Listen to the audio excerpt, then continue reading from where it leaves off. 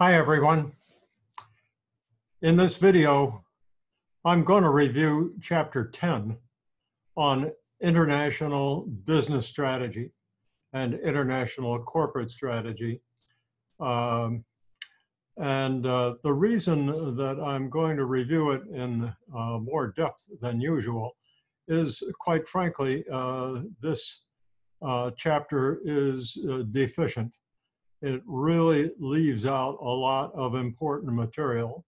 And so I'm going to provide you with some supplemental slides and supplemental information about international strategy and strategic planning that will give you a little more complete background on that subject.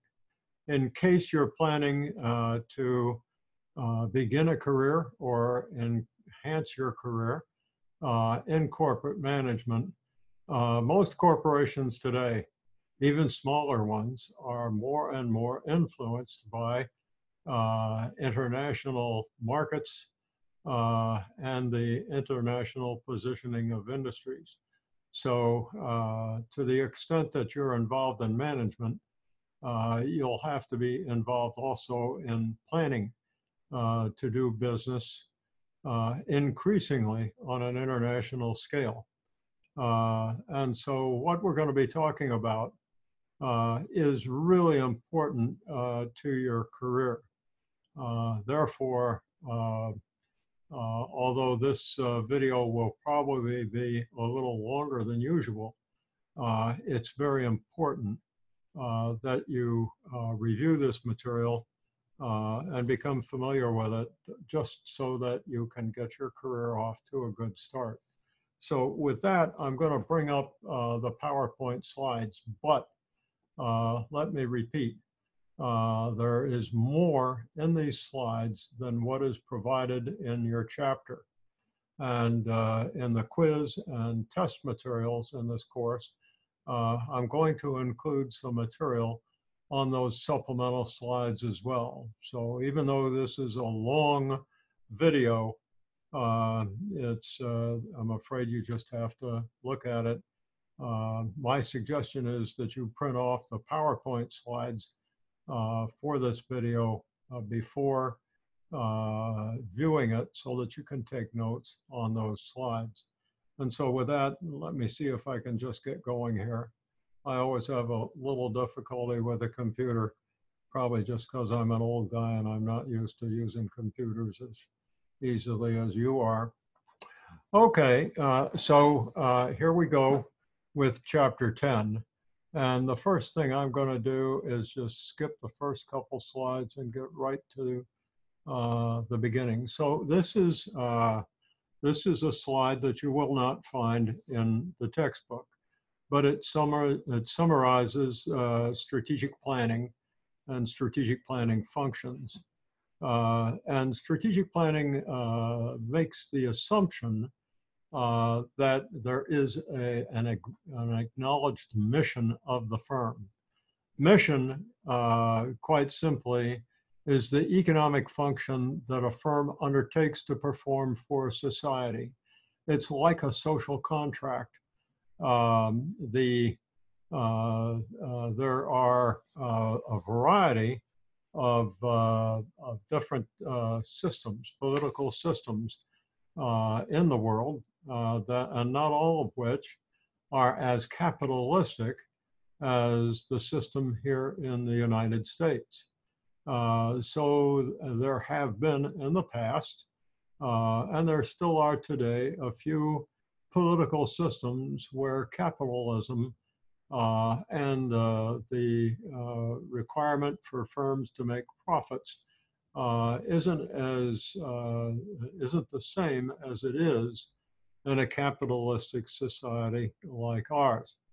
The mission of the firm to perform the economic function required by society, a social contract, those ideas recognize that sometimes firms' purposes in some systems aren't to make a profit necessarily, but rather to deliver some benefits, some functions that society requires. A firm, quite simply, is the vehicle that society has created in order to accomplish its economic functions of production, consumption, and so forth. So, and a mission isn't something that changes rapidly, but it can change. I remember way back when, in my early years, when IBM was a company that made punched card machines, machines that punched holes in cards, which were loaded into a computer. IBM made typewriters, and in fact, IBM didn't even, at one point, didn't even make computers. Later on, IBM was a big producer of software, and it certainly is not one now. Unlike the old days when IBM's long suit was manufacturing of computers, today IBM is a premier source of technology computing, and so it's and outsourcing, providing services. So what IBM does today and intends to do is much different from what it intended to do 30 years ago or 40 years ago. So over time, IBM's mission, its economic function that it undertakes to perform for society, has changed. Its social contract has changed. And we could look at a number of companies that have lasted over the years, and we would see that their missions may have changed as well. But these things don't happen rapidly, as I say. Those changes occur gradually over time. Once the mission is acknowledged, then we can go about planning to accomplish the mission. And there are three steps, three broad steps to do that. First is to gather decision-making evidence with which we can clarify alternative goals, strategic objectives, and the approach to pursuing those objectives, strategy. And we'll get into that in more detail shortly. And then finally, in the third stage, to implement strategy by using projects, replanning, and of course, control, seeing to it that we stay on track. So this is the scope of strategic planning and strategic planning functions. This happens to be an extract from a book that I published a long time ago. I believe this book was published around at the very end of 1999. And it simply breaks down the steps of strategic planning in a little more detail. So after the mission is acknowledged, you can see that we gather evidence about the firm's capabilities, as well as the playing field, what's going on out there outside the firm that is going to influence the firm's performance potential. For your information, that environment breaks down into three categories: the economy, served markets, and the industry structure. Sometimes theorists and methodologists like to include a fourth dimension, which is technology. And that's just fine. Technology, of course, pervades the economy, markets, and industry, especially the industry. The way the industry performs is determined by technology. And so some of us assume that technology is included in that third dimension rather than separately. Well, once we've gathered the evidence, then again, we select goals and strategic objectives. Once those strategic objectives are identified, we can form strategy. Then we can break it down into routines, projects, and programs, track our progress, replan, and a little box on the side identifies that contingency planning is sort of the state of our art. It's the way we consider alternative futures, because we know that we really can't predict the future. Sometimes we can get pretty good at it. We're getting better and better, so that we can predict those external environments that the firm is going to perform in. But the further out we look, the more likely we are to be wrong. And therefore, it's a good idea to plan for contingencies, that is, alternative futures. And of course, those futures don't have to be what's necessarily going on in markets we serve. It could be the structure of the industry. It could be, and likely will be, unforeseen shifts in technology. And so to the extent that we're able to conjecture those things, then we can prepare alternative strategies or contingent strategies.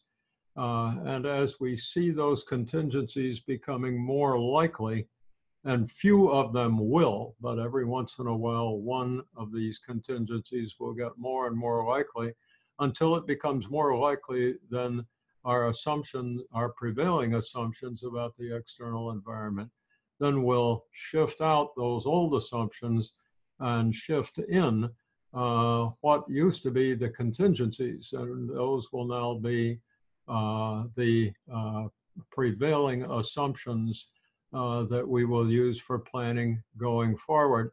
And if enough of those things occur, it may just be that in the long run, the firm's mission will even change. So nothing is fixed here. It's not, we can't assume that the world is going to stand still for us. We have to plan, we have to be adaptable and recognize and plan for change in all of these boxes. Nevertheless, at any one particular time, we've got to make some assumptions about the conditions that we have to work with. That is, our internal capabilities and what's going on out there in the economy, market, and industry. And then based on our best assessment, make some decisions about objectives and strategy. Okay, now, what you have seen doesn't look a whole lot like what is provided to you in the textbook. This is a slide provided by the publisher based upon what is in your textbook. It just isn't quite right. You can see, for instance, the shared values are the shared principles, standards, and goals included in the mission statement. That's just categorically wrong. You know, vision statement, a future-oriented declaration of an organization's purpose and aspirations. That sort of is getting and moving in the right direction, but it doesn't match with what I told you, that a corporation's mission is the economic function that a firm undertakes to perform for society. It's like a social contract. A vision is a perception in the mind's eye of what the firm is going to look like when it is accomplishing that mission. How the firm will differ from today if it is either accomplishing the mission or has done so.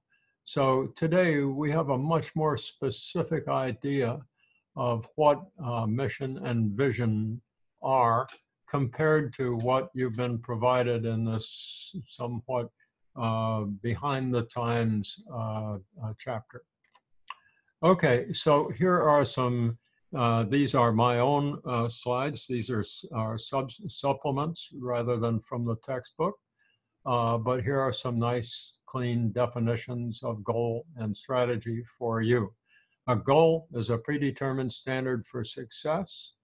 Examples might be the level of risk that we're willing to take based upon leverage, our dependence upon new products as opposed to established products, or existing markets versus new ones, such as international. The rate of return on invested capital, our market share, our position in a particular market or industry. So goals are predetermined standards for success, and they tend to be pretty specific. When we get into the notion of objective, a strategic objective, that is the intended outcome of strategy, takes these goals and breaks them into more specific, measurable, trackable criteria for accomplishment. But that takes us to strategy. And there's a definition of strategy that the folks in my strategy course have to learn. I'm really not much on memorizing definitions and doing that kind of learning. Nevertheless, in my course, you got to know these two definitions to get out of that course. So the first is a predetermined standard for success. That's what a goal is. Strategy is all the work and concept that management intends to achieve its goals and its rationale for selecting the approach to be taken rather than alternatives. In my course, we actually take quite a bit of time to linger on that strategy. Strategy is a definition of the work that management's going to do, the activities. And yet it's conceptual. It doesn't get down into those projects and programs that we scope out and define when we're laying out the course of implementation. This is conceptual. And it's managerial work. Sure, we want to get the team involved. We want to get members of the organization involved. But at the end of the day, it's management's responsibility to see to it that this work is defined, because this work is goal seeking. The purpose of forming strategy is to accomplish goals, standards for success, to essentially make the firm successful. And the rationale for selecting that approach rather than alternatives, that's what makes this stuff so intellectually challenging, right? Because there usually are several ways to go at seeking goals. And to do a good job of selecting the approach to be taken, you've got to take into consideration those two domains of evidence that we talked about earlier: the firm's internal capabilities on the one hand and its external environment on the other. And then, based upon that assessment, consider the alternatives and make choices.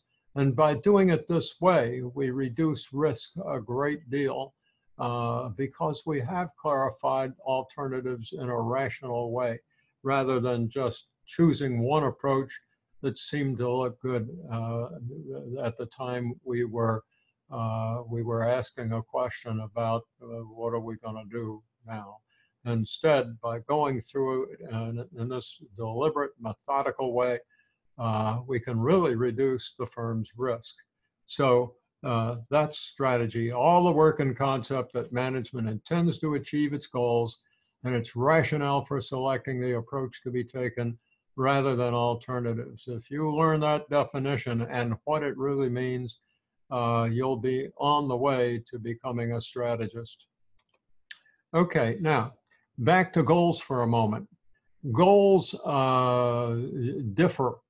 They, at the very most basic level, one goal of a firm is simply to survive, to keep on keeping on.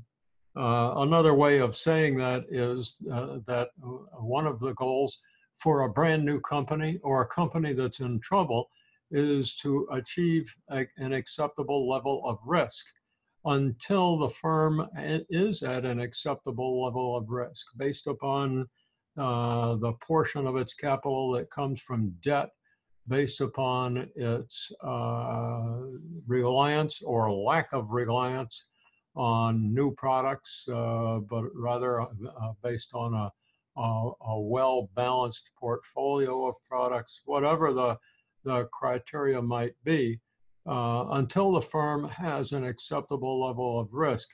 Moving to higher levels is risky. If you have an acceptable level of risk, the next step up in the goals hierarchy is to select superior financial results that would represent success. Remember, goals are standards for success.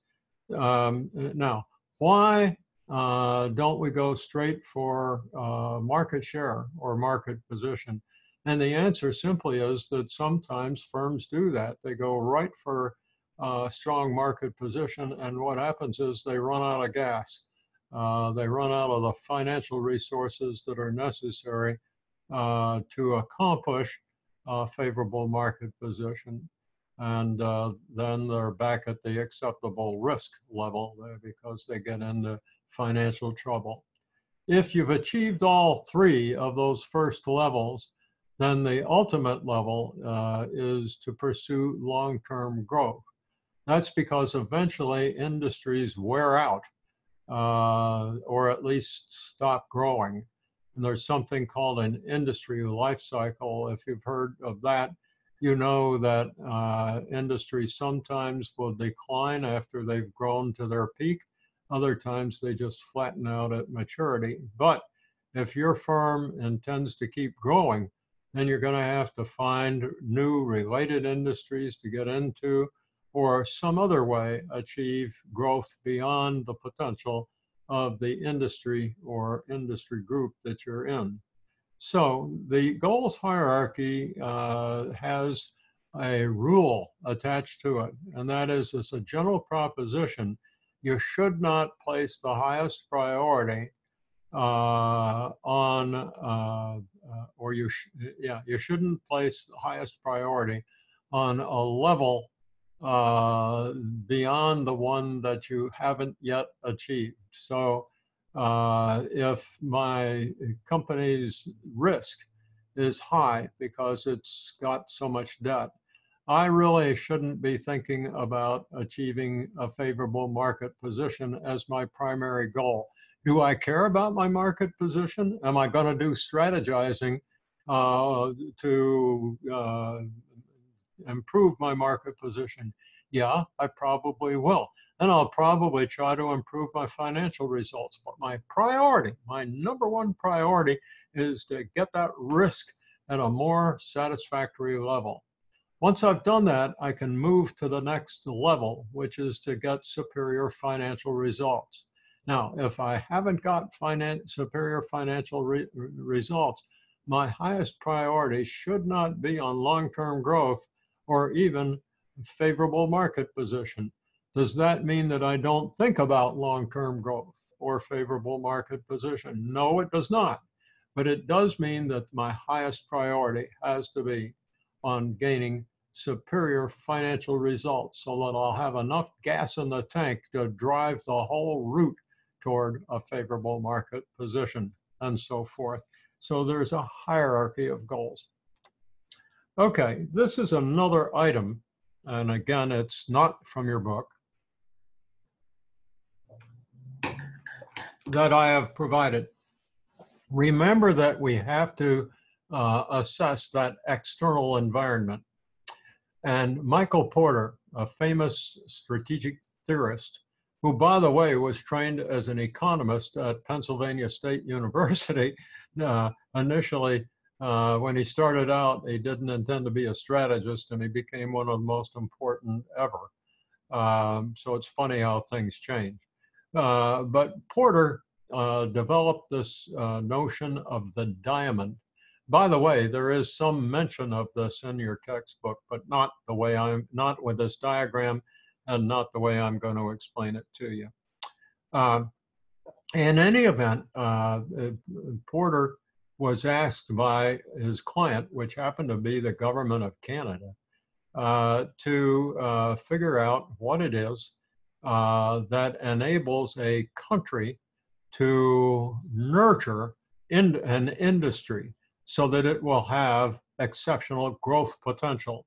Porter initially did not know. He said he couldn't answer the question. So he went out and did a study, and the result was famous, and he wrote a book about it. But here is his national diamond. And basically, this diagram prescribes what a company or region has to provide to an industry for that industry to have exceptional growth potential and for that industry to thrive.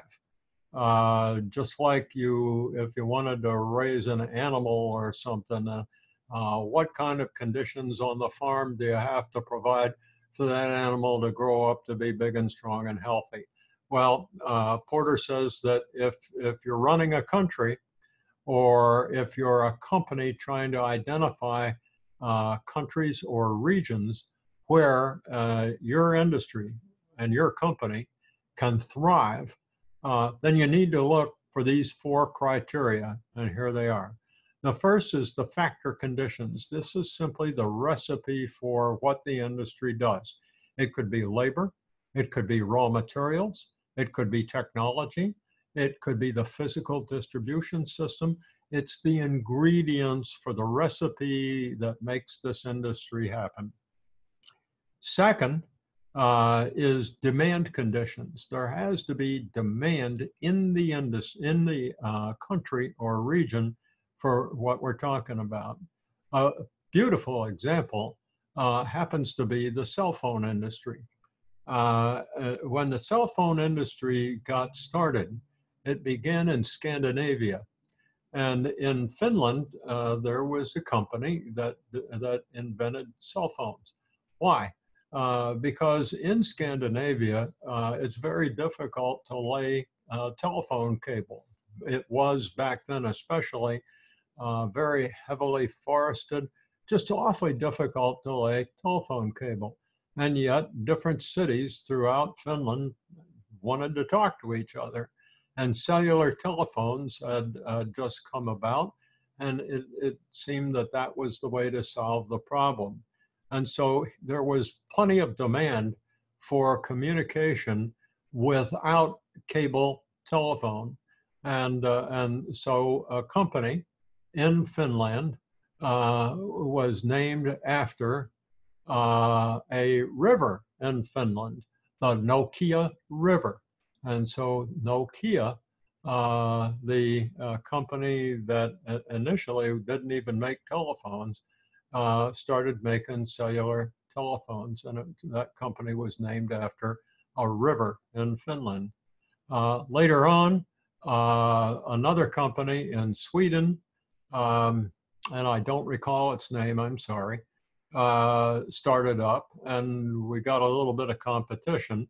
And pretty soon Scandinavia had cellular telephones. Over time, what happened was that there was a little bit of rivalry, you see. That's the box down at the bottom. And as a result, these firms began to raise their game. Now, rivalry in this particular model sort of has an upside down U shape. As if there's no rivalry, and there's not a lot of incentive to improve the state of the art. But as rivalry goes up, then there's an incentive to do better, to raise the state of your art in competition. What happens if rivalry becomes terribly intense? Then it's like dogs in the street fighting over a scrap of meat. There's just, there's no time, no ability to raise the state of the art because everybody's cutting price and cutting costs and so forth. So moderate rivalry is in when we're talking about the ability of a nation or a region to support an industry. We'd like to see moderate rather than low rivalry. When we get to Porter's 5 forces, which we will in a minute, and we're talking about rivalry influencing an individual firm's performance potential, we're going to find out that when rivalry is low, performance potential is the highest, that is, profit potential is the highest. When rivalry is high, it's the lowest. But when we're talking about a whole industry like this, then we've got this upside down U. And finally, related and supporting industries. What we find out is that it's not just one firm that makes one industry that makes itself grow, but that other industries are part of the puzzle, the solution. So in addition to the ability to design cellular telephones, there has to be such things as precision manufacturing, the ability to manufacture very small items and assemble them. There has to be design engineering. There has to be the ability to produce all those components that go into the cell phone, and probably other firms do that. Depending upon the industry that you're in, there might be material suppliers, it might be various services that are required, distribution and so forth. So what we find is that there are clusters of industries that sort of rise up together and nurture one another. And together, Porter called these related and supporting industries. So what we want to do, if we're strategists, is take a look at countries or regions and ask ourselves where these factors are the most favorable or not. And if we're looking for new countries to get into, we want to find the most favorable. If we're already in them, that presents a different problem, because we still need to assess these conditions, but where we find that there are problems, where we don't get enough help, for instance, from related industries, one of the things we could do is vertically integrate. We might be able to supply ourselves or find an ally, a partner that can help us obtain the rest of the recipe to put a successful competitor onto the playing field. And so here's the scorecard that one of the teams in one of my classes put together for a particular case. I can't even remember the case. It's been so long ago. But in this particular scorecard, you can see that all 4 of those drivers in Porter's Diamond have been rated on a scale from 1 to 5.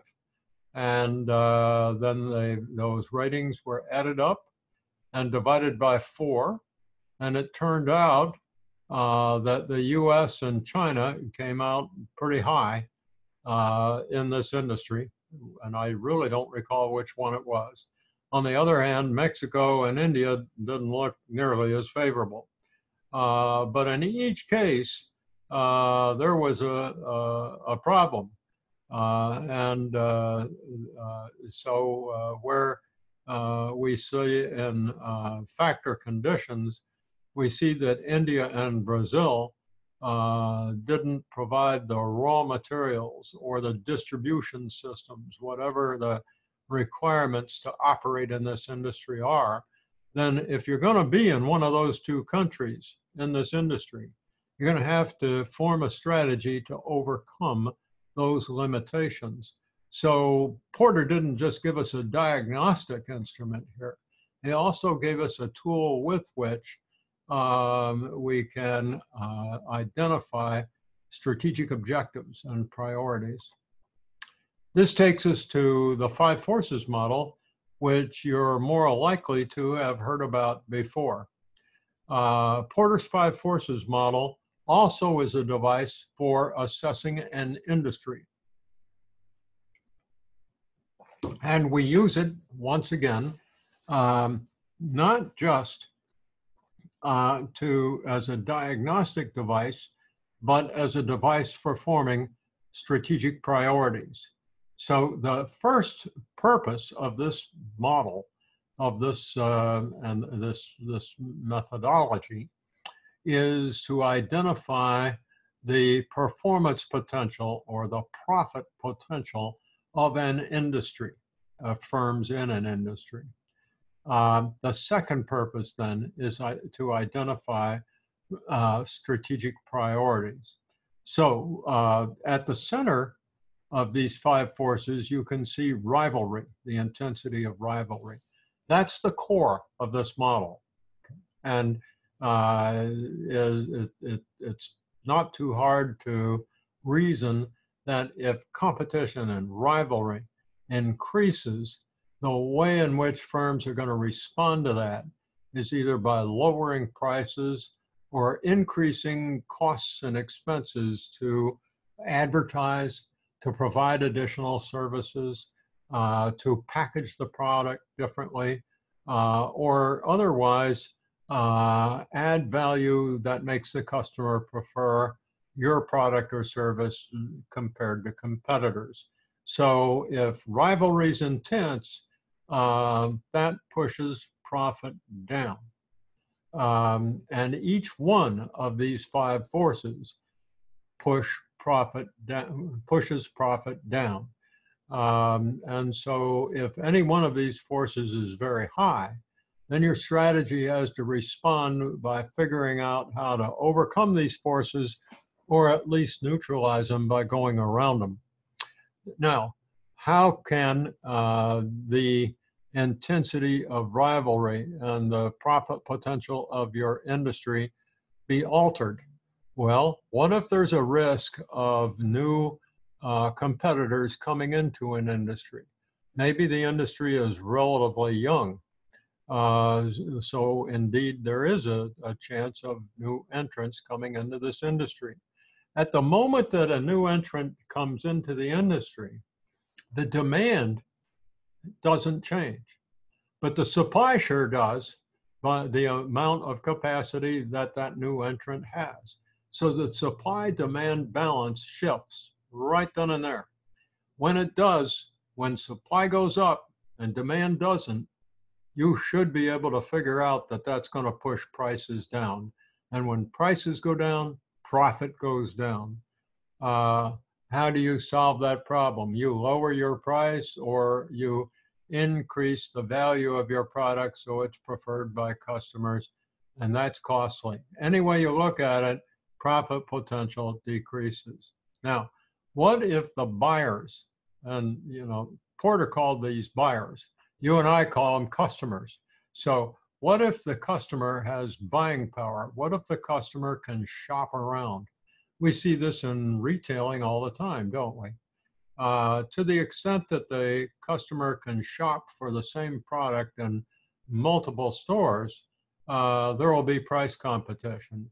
Or the retailer will try to make a nicer environment for the customer to shop in. In industrial products, it may be that the buyer doesn't have as much power because in order to make full use of the product, the customer has to build an inventory, train people to use the product, and so forth. Just think in the airline industry, when one particular aircraft manufacturer is chosen by an airline, that airline has to train the pilots, it has to train the mechanics, it has to put in a large inventory of repair parts. So it's a pretty big deal once an airplane manufacturer's product has been selected. And so the buyer doesn't have a lot of options to switch. It can do that, but it's going to be costly to do so. So buyers or customers have more or less ability to shop and negotiate for price or service and so forth.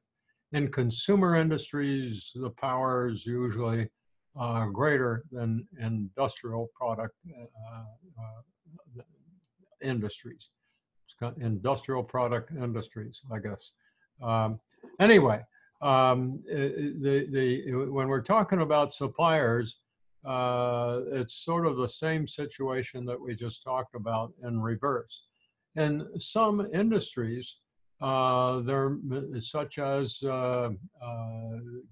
industries that manufacture products for other industrial customers, it may be that they need some raw materials that are vital, maybe chemicals, maybe technology, and it could be sometimes smarts, skills, intellectual resources, and to the extent that there are fewer suppliers than there are companies in your industry, then your industry is going to have to compete to get those suppliers.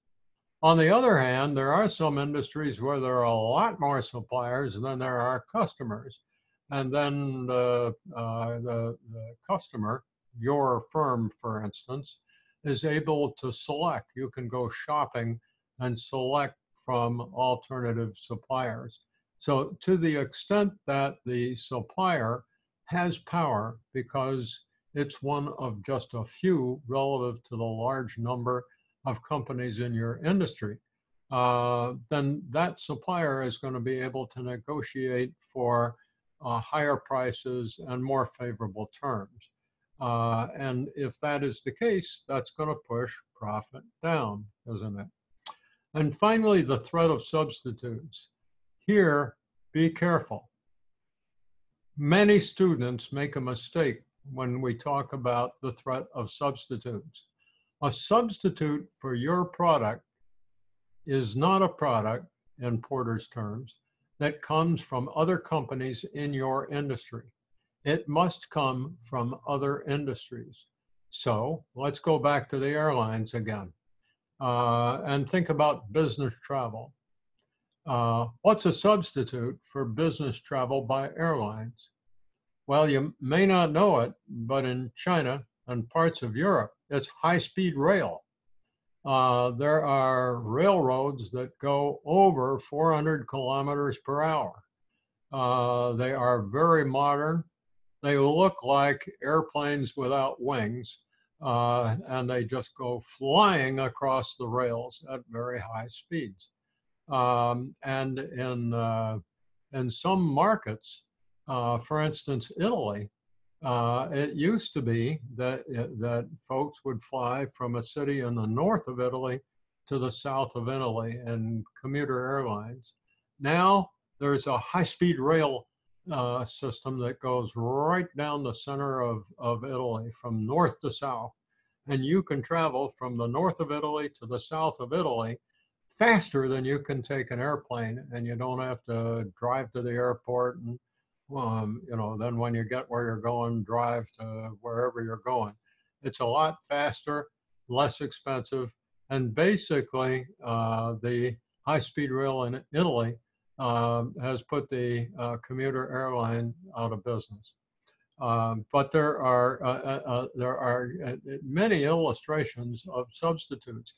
Another one for business travel that we don't usually think of is the internet.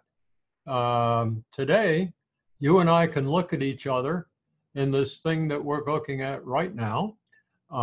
Instead of a recording, though, we might be looking at each other using video conferencing. We can look at each other, we can talk with each other, we can look at PowerPoints, we can do work on the computer screen, do calculations. In short, it's just like being there together. And if that's the case, why take the time, let alone the expense, to travel from one city to another when we can do it using video conferencing? That's a real substitute for business travel, isn't it? So, to the extent that substitutes or any of these other 4 forces, any of the 5 forces exist, they put downward pressure on profit potential of firms in a particular industry.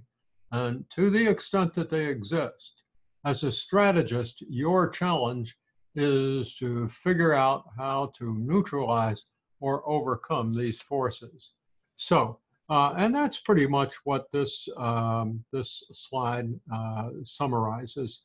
Down at the bottom, a couple of quick points. Quite simply, if the force is weak, that is an opportunity if you're into SWOT, strengths, weaknesses, opportunities, and threats. And we'll, in fact, the textbook author is big into SWOT. That's about all you get in the chapter is SWOT.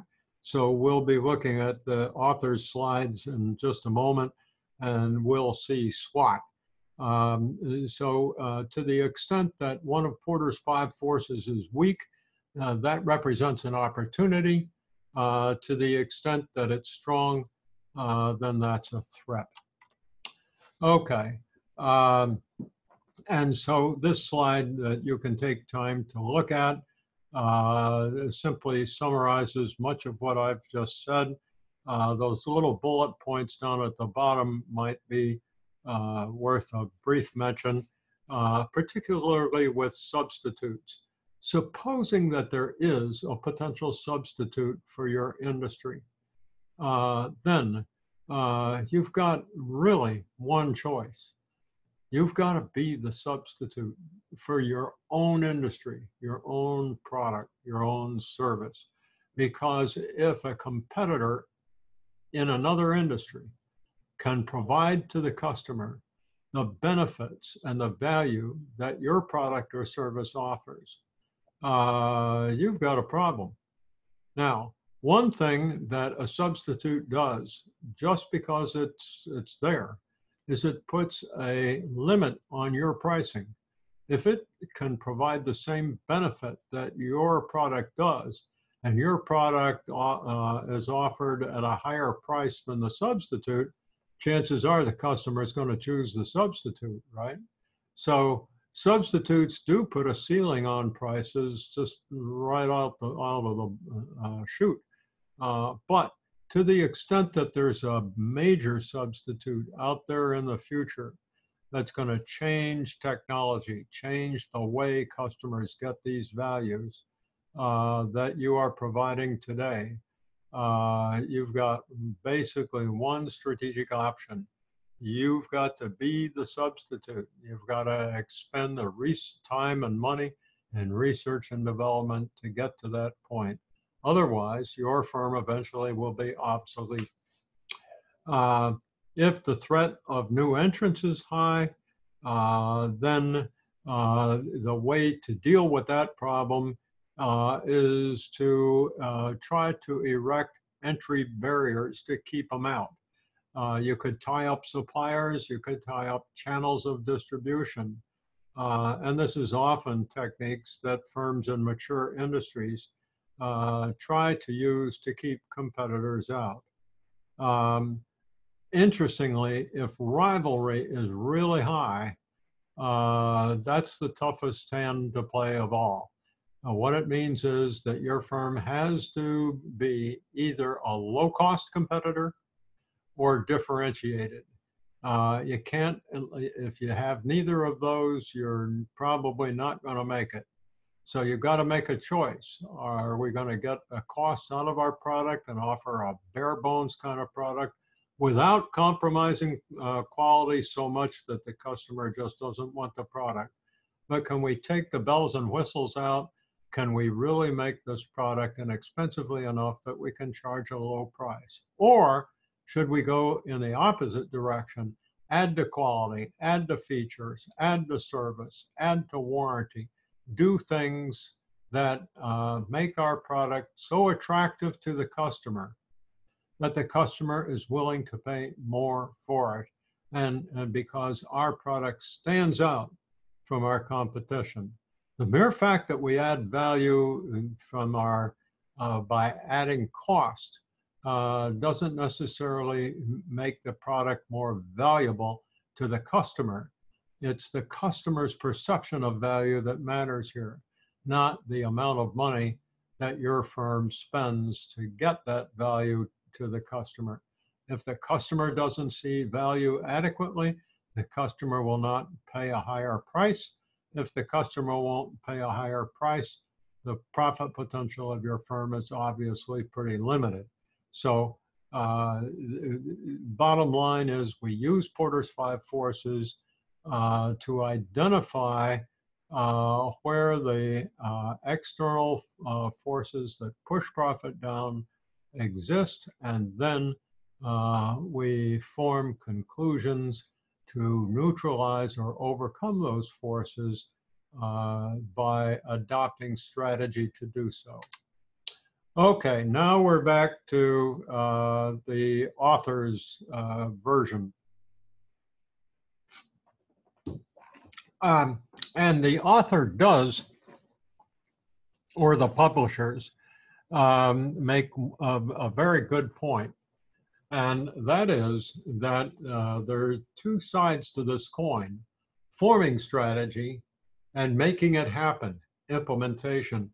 And you can't have one without the other. And very often, where firms fall down is in the failure to contemplate what is going to be required to make strategy happen. In my course on strategic management, we spend a great deal of time talking about the challenges of making strategy happen, that is, implementing strategy. We know a great deal more about how to form strategy because so many books have been written on it and so many theorists have written about it, but not so much about how to really do it, how to make strategy happen. But if you don't know how to make strategy happen, then there's one point of view that would say you wasted your time and all those resources putting it together in the first place. General Eisenhower, way back when he was the Supreme Allied Commander during World War II, expressed an opinion that I think we often forget, and that is that in his view, once the battle gets started, everything is fluid. You know, anything can happen. The strategy may or may not be implemented as planned, but the process of going through strategic planning, clarifying the alternatives, understanding the battleground, understanding the resources we have to work with, understanding the alternatives, all of that is very valuable, regardless of what the conditions of battle actually turn out to be. So that doing strategic planning itself is valuable, even if what we find on the battlefield isn't what we expect. Nevertheless, it would certainly help if we could implement the strategy in business rather than in military combat the way we intend to. And yet our research shows that we're not very good at that at all. Industry's track record in implementing strategy is not very impressive. I don't have time to go into that now, but I can tell you that that's the case. So, you know, let's just take that proposition and turn it upside down now. Supposing we are very good at implementing strategy and essentially doing what we say we're going to do. We're good at operations. But if our strategy is no good, if management hasn't taken the time to assess its capabilities and that external environment, and it proficiently executes ill-conceived actions, then it will expertly take the company to hell. So, you know, the fact that a company is good at operations doesn't necessarily mean that it's going to be successful. if it's good at operating a good strategy, it has a lot higher chances of success than other firms that aren't that capable at either forming strategy or implementation. You have to have both. Okay. And this slide goes on to point out that different parts of the organization are involved in forming versus implementing strategy. It's so the two dimensions, formation of strategy and implementation, because other different groups of people are involved, each one has to be managed separately. That's very important. Okay, the authors go on to distinguish between corporate strategy, international strategy, and business strategy. Corporate strategy, asking the big questions: what industries will we compete in? How will we add value to the businesses that are part of our corporation? To what scope of industries should we be in? Should they be related to each other? And usually the answer is yes, they should be. Our international strategy then asks us to use Porter's diamond. Where do we find countries and regions that are most likely to enhance the performance potential of firms in our industry? Because we'd rather not be in an environment that makes it more difficult or impossible. And then finally, how do we operate individual businesses within the industries and markets that we select? How do we go about operating them? The business strategy. Okay, and here's a little visual that the authors provide in the textbook that simply summarizes graphically what we just said. Okay, and so here we are with the author suggesting international ways to implement strategy through importing, outsourcing, offshoring, and international outsourcing. But you should bear in mind that these are international means of implementing strategy, but they're certainly not the only ways to go about implementing strategy. It can be done through organizational development, it could be done through product development, marketing devices, and so forth. There are more ways to implement strategy than I can think of and certainly count. But these are 4 categories that are really good, especially that one at the bottom, international outsourcing. That's because firms, and larger firms especially, have found that where a particular component for a complex machine or a complex organization can be produced may not be the same place that another component can be produced. So there are some products that can be made, high-tech products incidentally, that can be made especially well in India. India produces a lot of engineers, and it has a lot of information technology companies. And so very proficiently at relatively low cost, fairly sophisticated technological componentry can be produced, as well as software.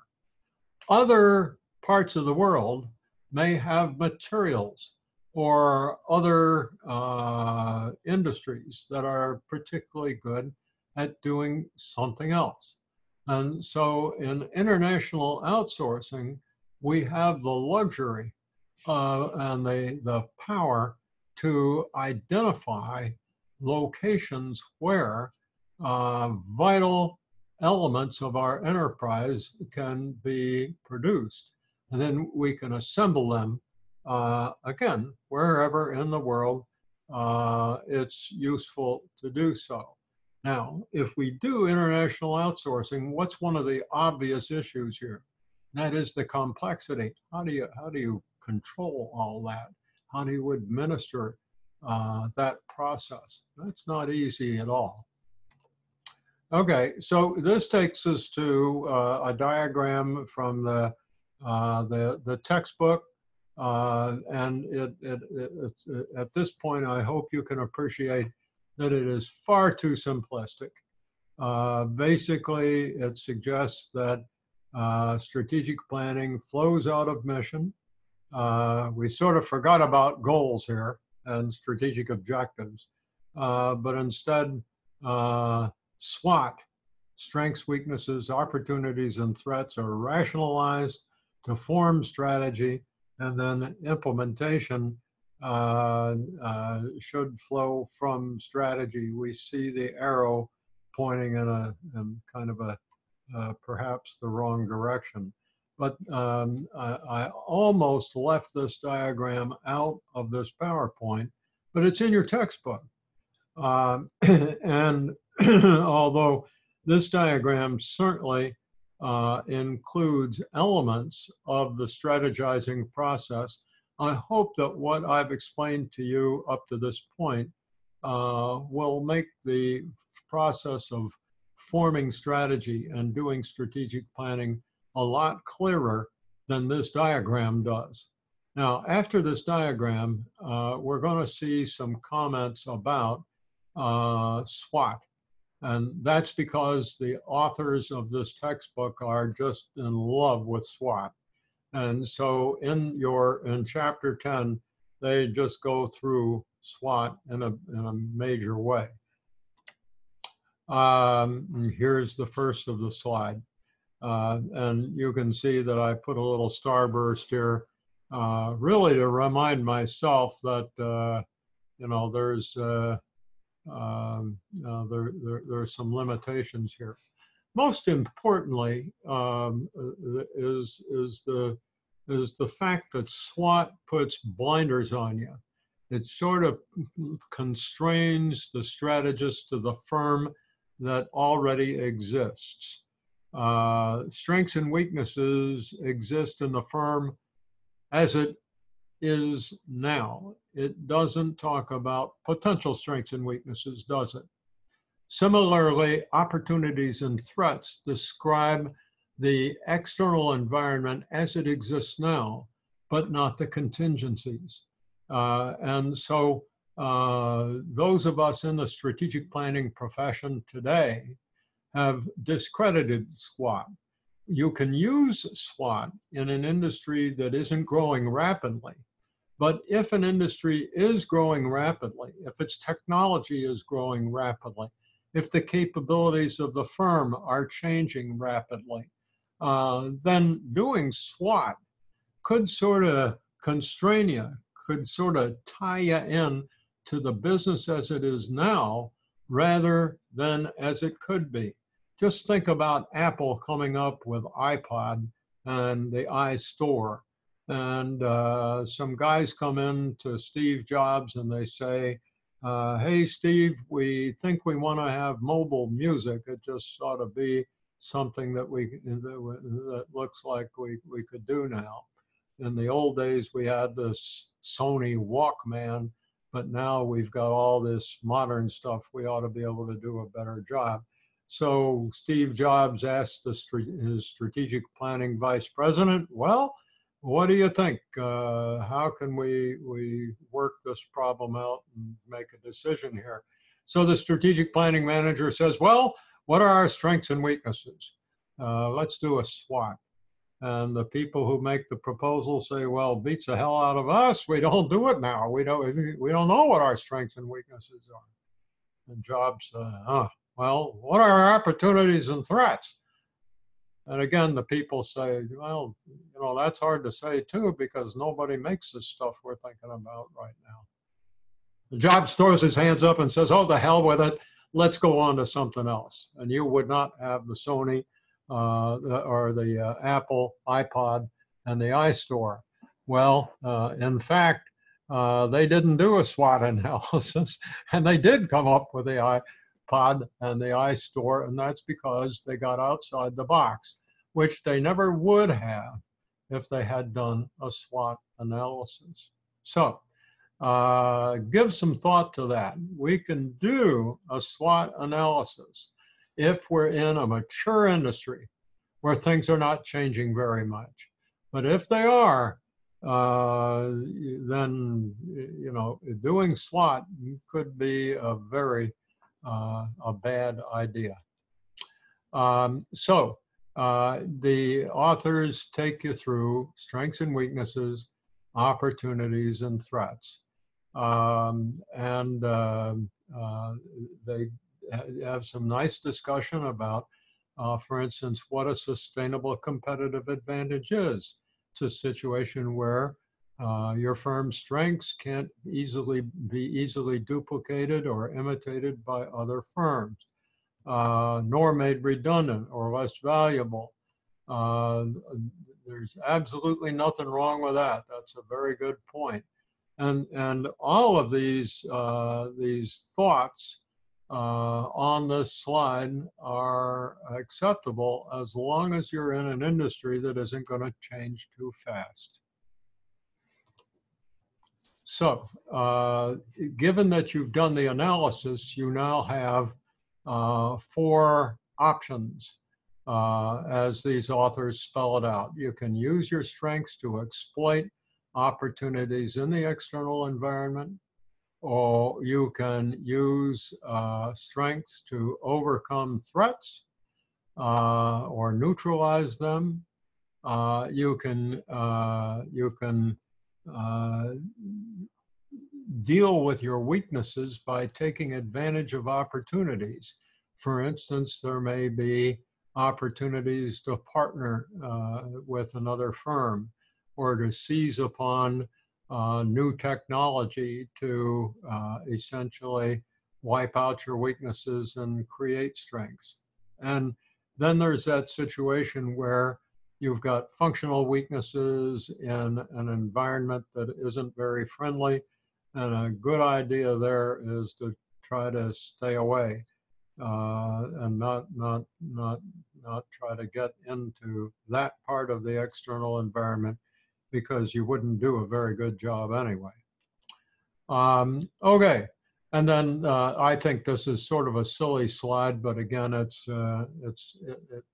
summarizes a passage in the textbook.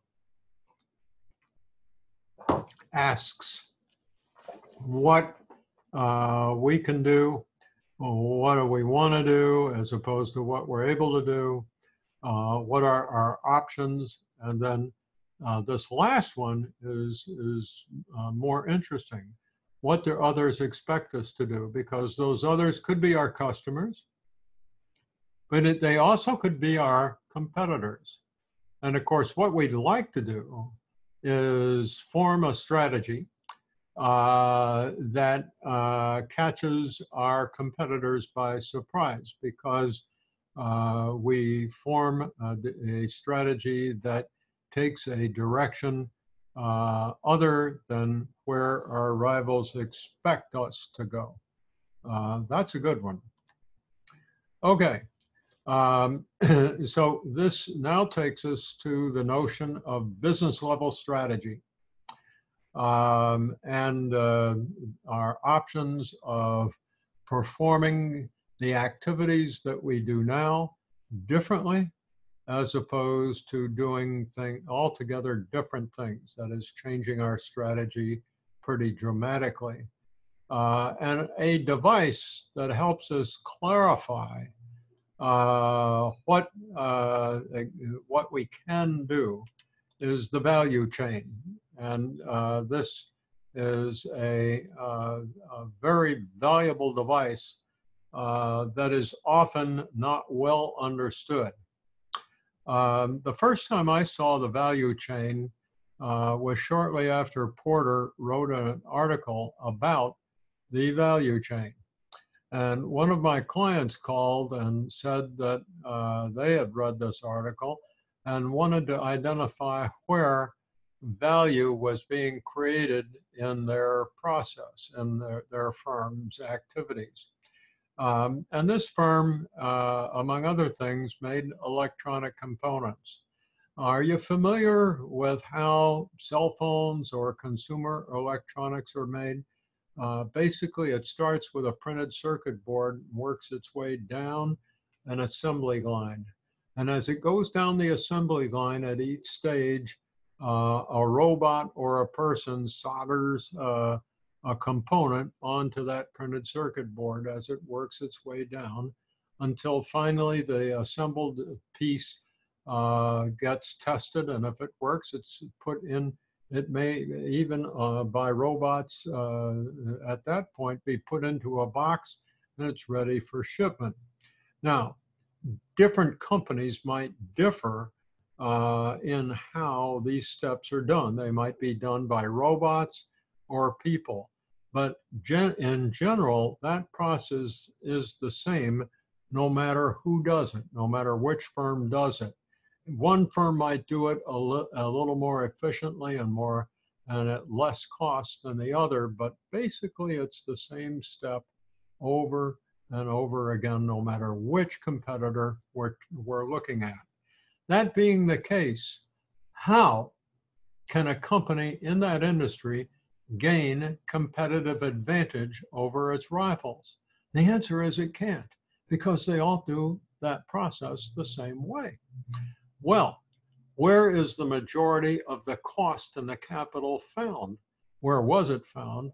In these electrical products companies. And it was in their manufacturing processes, great big manufacturing plants, lots of machinery, highly paid people. The environment had to be super clean because if dust got into these things, that messed up the circuitry. The plants themselves took up a lot of real estate. Just massive capital was consumed in these places. And yet, the return on that investment, since nobody got a competitive advantage from the way they manufactured the product, all that capital was being invested for no competitive advantage. Well, what was when and the reason people found out was the Porter's value chain gave them the motive to take a look at where value was being created in their process.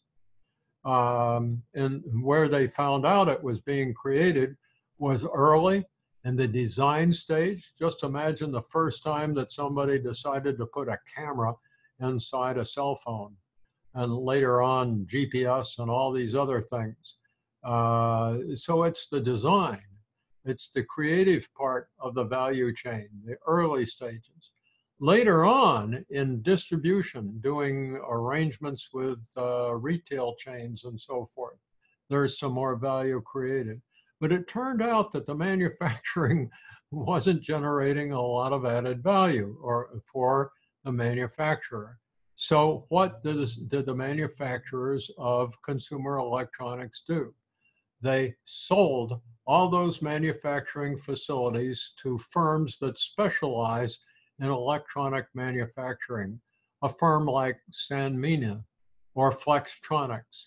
And those firms specialize in electronics and they get really good at it.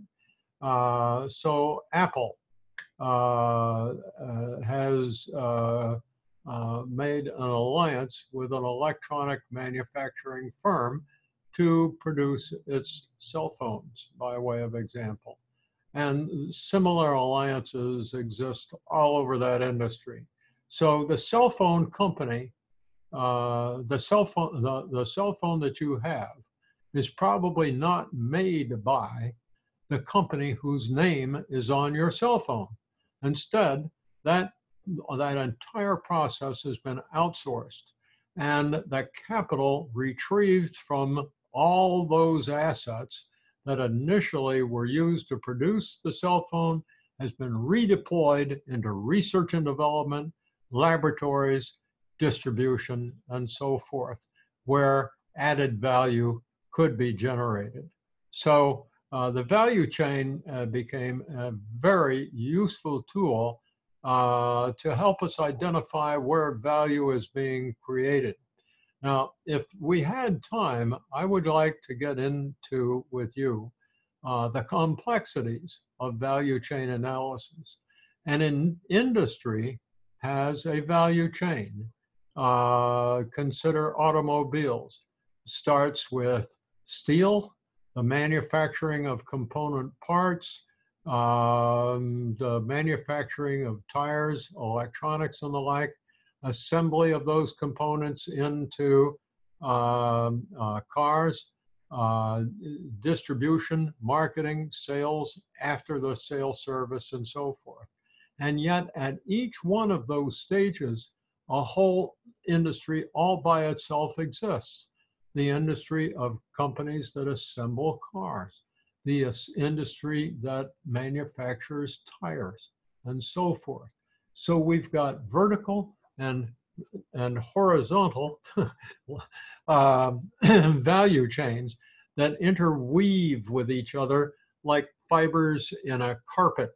And so although this diagram looks pretty simple, the actual world of value chains is far from simple. It's very complex and interwoven. Okay, so the authors move into a discussion of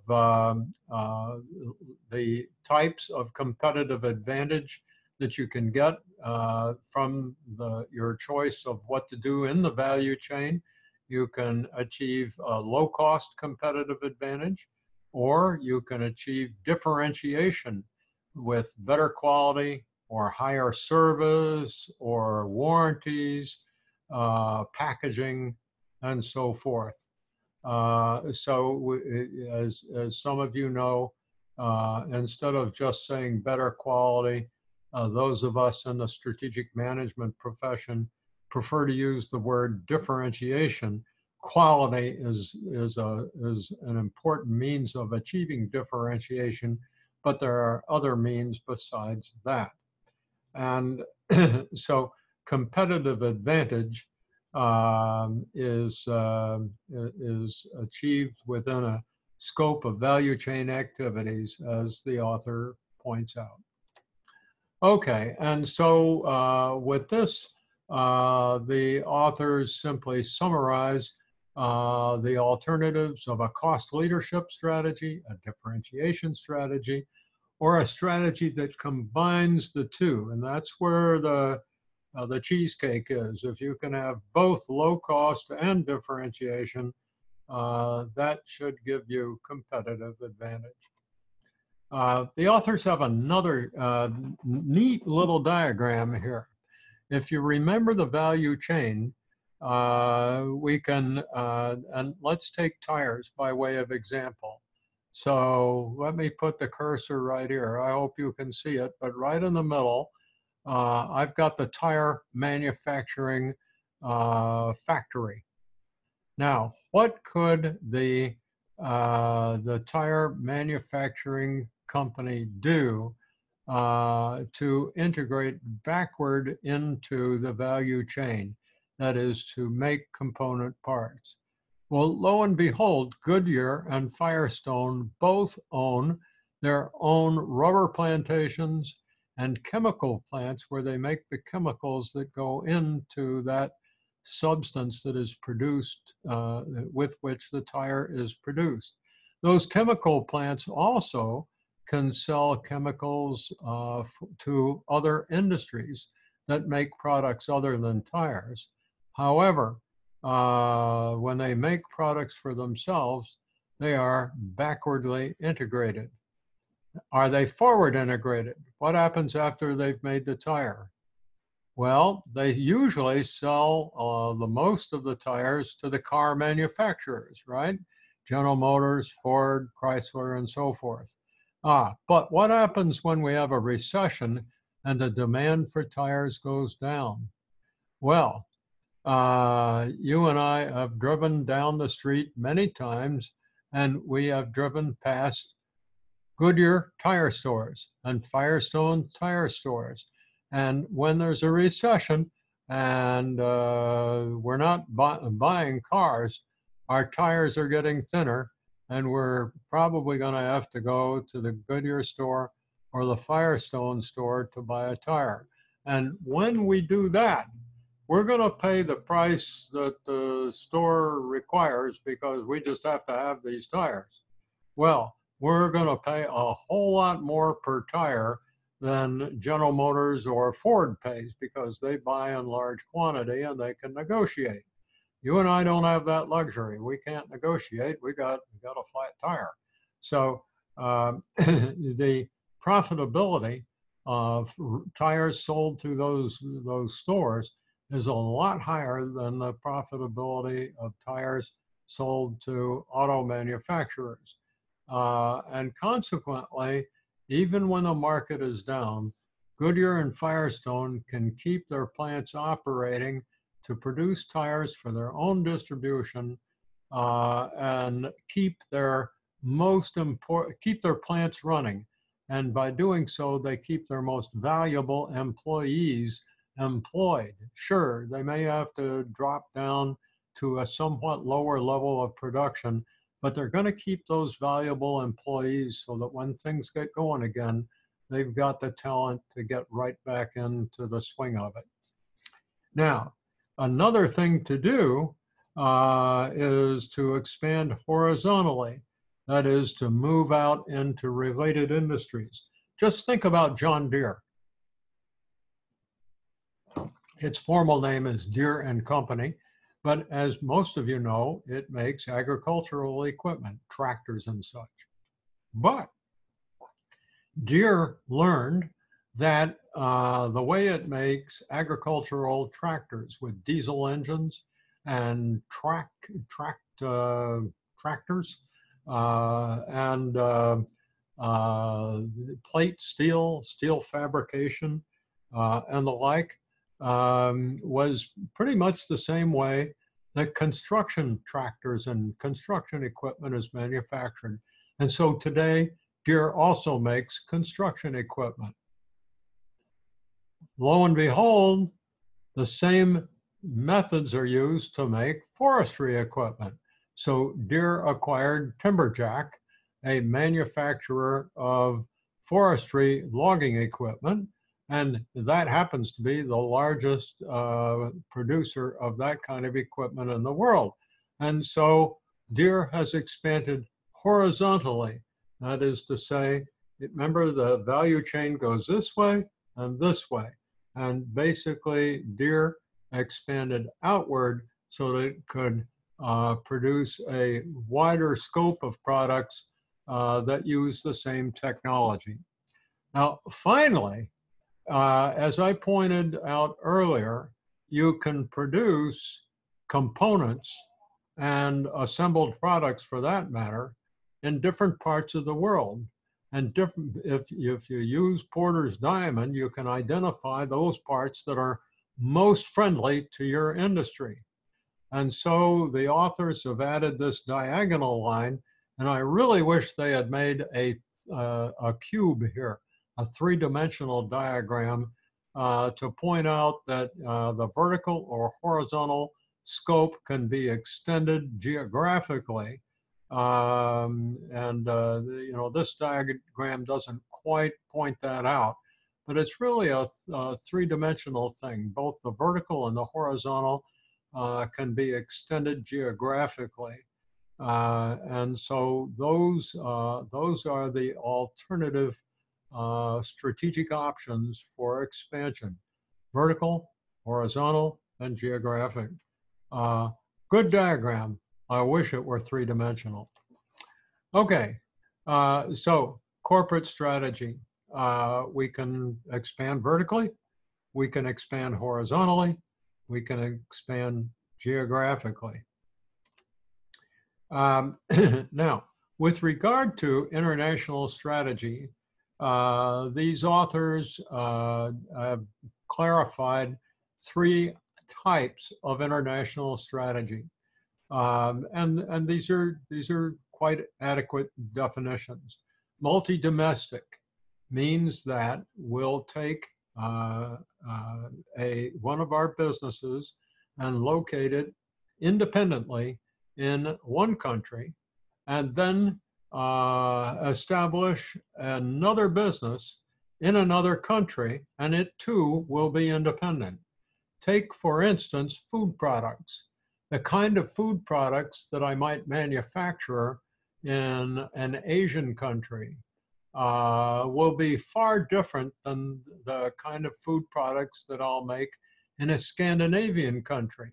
I'll have different raw materials. More importantly, the culture and tastes, preferences for food products will differ drastically in different parts of the world. So I need to set up food manufacturing companies independently, separately, so they can do their own thing where they're located. And in each location, it's going to be a separate business. Probably have a president and an entire enterprise. That's not the same as a global strategy. Again, think of steel, perhaps tires, like we talked about before, chemicals, petroleum. Gasoline is gasoline is gasoline. Kerosene is kerosene is kerosene, no matter where in the world we find it. It's so the companies that offer these products are global in nature. Their strategic decisions are made centrally, unlike multi-domestic enterprises where strategic decisions are made locally. In a global enterprise, strategic decisions are made at the corporate headquarters, and the challenge of operations around the world is to implement that strategy. Far different in the multi-domestic, where strategies are different and implementation methods are different, resources are different, and so forth. Transnational is the model that we seem to be going to over time, and that's because whether it's faster distribution or our ability to use information technology to provide services or perhaps use automation to make the same kind of products or components in multiple locations. What happens is that we're making strategic decisions both locally and centrally. And this can be the source of some great power. So if a new technique, a new strategic option is discovered in one country, and that new method can be used in other countries, our challenge is to get that knowledge to our businesses in other countries. Who's responsible for getting that knowledge to those other countries? Corporate management, right? So corporate management has to have a liaison function. It has to be able to do these things and to coordinate them. But that's a very complicated process. So transnational seems to be where international strategy is moving, but to pull it off successfully is far more easily said than done. It's very difficult to do. Now we move into a set of ideas that the authors offer you. They call them the 5 elements of strategy. Please believe me, you're not going to find this concept in strategic management textbook. This is something the authors dreamed up all by themselves. There's nothing wrong with it. It's just that we don't see it very much, and it doesn't really help us understand strategy a hell of a lot. But ARENA refers to where we're going to implement the strategy, whether it's to do the production, the distribution, the marketing, or what have you. The differentiator speaks for itself. How will we achieve competitive advantage with what devices? And vehicles, in fact, are those devices, whether it's manufacturing, distribution, advertising, marketing, and so forth. Staging and placing the way in which we plan out how to expand from where the business begins domestically to moving into new countries over time. What will the sequence of activities be, and where will we plant our flag, as it were? And in all four of these decisions, we have to make sure that we're adding value, we're adding to profit potential. That is, there must be an economic logic. Now, that's in your textbook. I think what we're going to see now is a real quick clarification of each of these 5 items. And I don't place a great deal of importance on them, simply because we don't see this vocabulary in conventional strategic management literature. So there they are. Here arenas, the geographic markets, and value chain activities. By the way, those are 2 wildly different concepts. Differentiators, how we achieve distinctive competences, how we make our product or service preferred by the customer. Vehicles, just exactly how it happens. Is it done with alliances, acquisitions, some other form of expansion? But just what devices will be used to implement the strategy. Staging and pacing, how quickly we move and where we move over time. And the economic logic, again, we must be sure that as we make these decisions, the result will be added value and hope for both our firm and our firm's shareholders. And in order to get that, we have to add value for our customers. So the process, this is a funny diagram. You may not think so, but I do. When I was starting out as a young man, and it's been a half a century since I was a young man, and then some.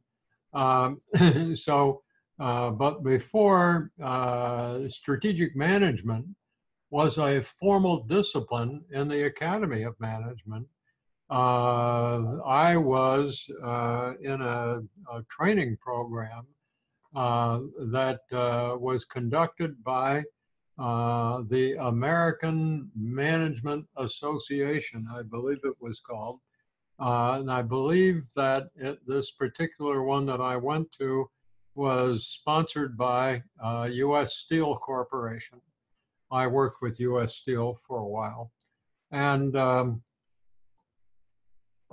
so when I went to one of the classes, a guy came to class and gave us a lecture about the strategizing process. I think he probably just called it the management process. And it was called POMC, not POLC.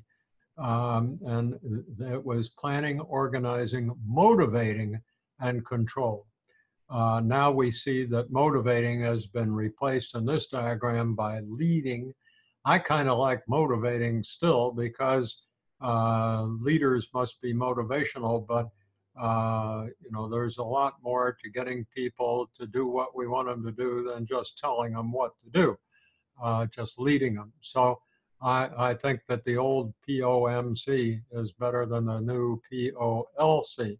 But these authors want you to see the POLC acronym. My point is that this is old as dirt. This is a really old, simplistic concept, but its purpose is to summarize the scope, not of strategizing, but simply of management. And this acronym and this concept has been around even before strategic management was a formal concept. It's that old. Nevertheless, so for your information, these authors have thrown this old vestige into this chapter, planning, organizing, both organizing the structure of the organization itself, as well as the work that is done within it, job design, leading, and hopefully motivating, and finally, seeing to it that what is intended really happens, control. Again, you're just not going to see this acronym and these words in strategic management literature today. We've gone far past that. In the planning process, the very first, the P in POLC, is the strategic planning process. And we've seen that already, haven't we? The strengths, weaknesses, opportunities, and threats. If we were to go way back to the first slide I showed you, you would remember that we've got to gather information about internal capabilities, and our conclusions will be about strengths and weaknesses. Opportunities and threats, not so easy to just single out. We've got 3 dimensions in the external environment: economy, market, and industry, and maybe technology, if you recall. And we've got to look at the evidence regarding internal capabilities and the external environment, and then rationalize them in order to identify what strategic objectives, what goals, and what strategic objectives are available to us. And so that's the second step here. And then identify multiple ways of achieving objectives, selecting the best path, forming an implementation approach, and monitoring the progress. So there it is, sort of recapped for you. And so the chapter ends up simply by clarifying differences in terms of timing between strategic planning, tactical planning, and operational. Strategic is the longer term, tactical is midterm, operational is right now. And it is certainly true that strategic planning requires the long view. Strategic planning is about how to move beyond the business today to where we're going to have to be in the future. Tactical planning recognizes that it's going to be a while before we can implement that strategy, maybe 1, 2, 3 years or so, depending on the industry. And then finally, operational planning. The key here is that different talents will be required at each stage. What it takes to make a factory operate is a whole lot different than what it takes to formulate an incisive strategy. So on this diagram, you just don't have different kinds of planning. You have different kinds of strategic management. Now, what I'm going to try to do is see whether I can get this thing. I always have a problem, and I think what I'll do is just stop the slide. I can't get the little button to come up to say stop sharing. It just doesn't do it for me, but I can do it that way. See if that, and there we go. Now we have reviewed chapter 10. And we've also reviewed some of the concepts of strategic management that are so important in the international arena. And I've tried to select some strategic concepts that are most applicable to international business, because you are going to have to put together a project to assess a company that does business internationally. And you must use the concepts that have been described and discussed in this video. So be sure to get hold of the PowerPoint slides and if you haven't already, and review how you're going to incorporate those items into your own project assessment and your own presentation of your project. But I think if you've paid attention to this video, if you have the PowerPoint slides printed off, you should be able to do that without too much difficulty now. So with that, I am going to end this presentation real quick and wish you good luck in your project. Goodbye.